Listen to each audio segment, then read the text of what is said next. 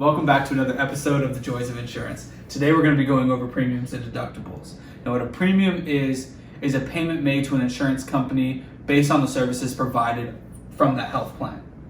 There are different payment options to pay the insurance company, the most popular being a monthly payment. There's also a quarterly payment, which is every 3 months, and then a yearly one, which is a lump sum payment. Now there are a couple different factors that go into what a premium is.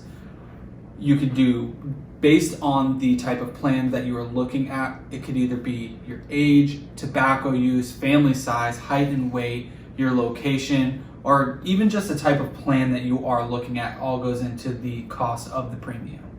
And just as a word of caution, you don't want to purchase your health coverage just by premium alone, because a lot of people I have seen over the years have gotten their insurance because they had a low premium. But when they went to use it because they had something catastrophic go wrong, they found out that the plan didn't pay for nearly anything that they needed it to. Of course. And another thing that also does help out, depending on your income, the government does help out with something called a subsidy. Now what a subsidy is a tax credit for the health coverage premium based on how much your income your household has. Absolutely. There's also another one, which is an employer subsidized plan, which when you work for a large corporation, and sometimes a smaller corporation that have group plans, that the employer pays for at a minimum 50% of your insurance. There's also underwritten plans out there where you're qualifying with your medical history as opposed to qualifying with your income.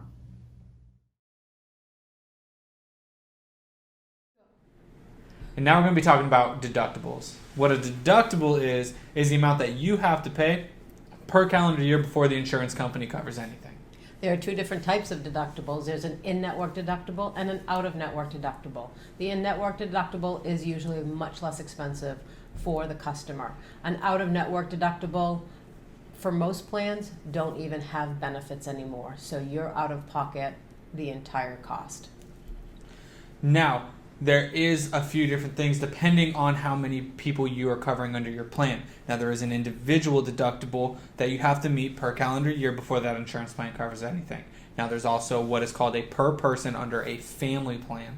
So the per person could be hypothetically $7,000 per person to meet before the plan covers anything for that calendar year.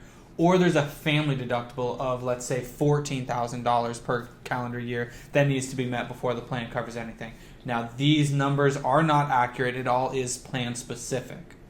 There's also an out-of-pocket maximum. So this is what we call in the insurance world is how the bleeding will stop. So if you have, God forbid, a cancer, stroke, anything very catastrophic that could be like a $300,000 claim, your out-of-pocket max may be, say, $8,000.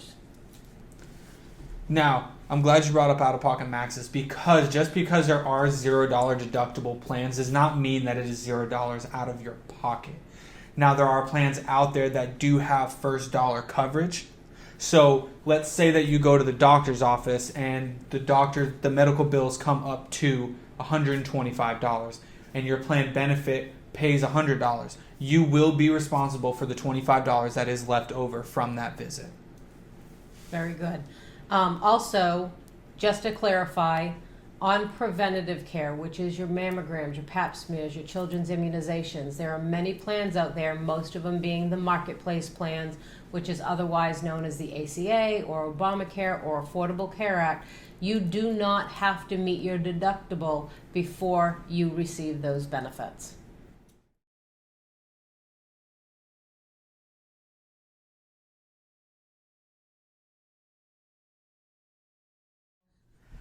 So now we're going to go into some commonly asked questions about premiums and deductibles. So how does a deductible affect a premium? The deductible affects the premium in several different ways. If you have a very low deductible, say $2,000, $3,000, your premium is going to be much higher. But the opposite's true. If you have a very high deductible, your premium is going to drop a little lower. Thank you. You're welcome. Now let's compare some plans. What if you have a low premium and a high deductible, or a high premium and a low deductible? How does that affect you?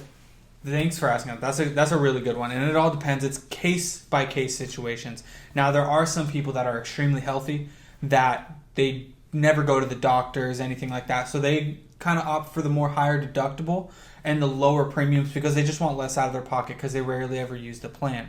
Now there also is some instances with those high deductible plans that people just want something in case something catastrophic does happen. In case there are these big bills, like if you have a cancer or a heart attack, those are going to bring on some very big bills. So a $10,000, $15,000 deductible with a lower premium doesn't really compare when you're getting up to hundreds of thousands of dollars that it could potentially be.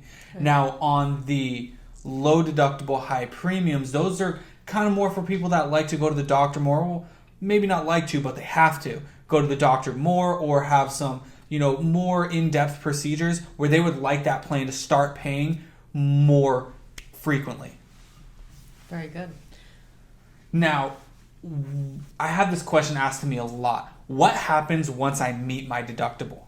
So once your deductible is met, depending on if you have a higher max out of pocket than what your deductible is, you have to meet that max out of pocket before the insurance company pays 100% of everything. Before that, you have some responsibility yourself, whether it's still paying 20% co-insurance, which we'll go over in a later video.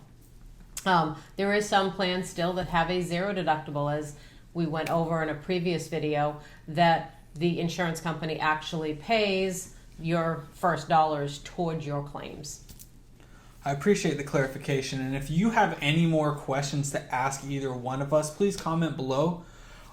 And also, if you feel like your premiums or your deductibles are too high, please set up a time with either one of us to have a free health quote evaluation so that we can go over all the options available to you. You can visit us at thejoysofinsurance.com, shoot us an email, and we can set up a time for you right then. Until next time.